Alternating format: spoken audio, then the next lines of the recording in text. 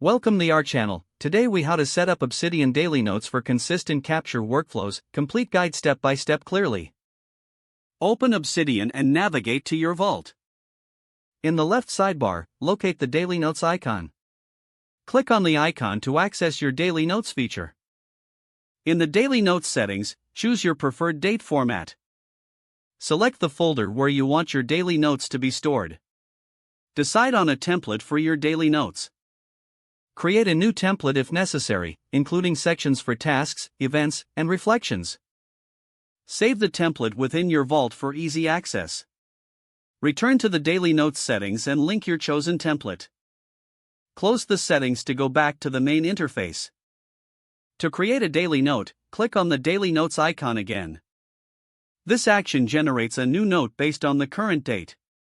Begin capturing your thoughts, tasks, and events for the day.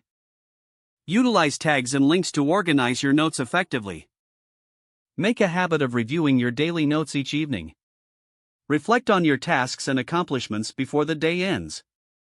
Adjust your workflow as needed to ensure consistency. Consider integrating plugins to enhance functionality. Explore the community plugins for additional features that suit your needs. Regularly update your setup to keep it streamlined and effective.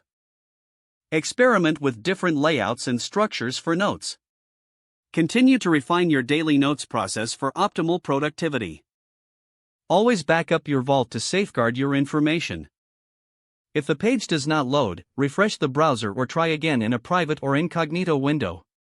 Make sure you are using the correct email address, then retype it carefully to avoid small typos. If your password is not accepted, use the reset option and create a new strong password you can remember. Check your spam folder for verification or security emails, then complete any requested confirmation steps. Enable two-factor authentication if available to improve account security and reduce unauthorized access risk. Don't forget to like this video and subscribe to our channel for more step-by-step tech guides.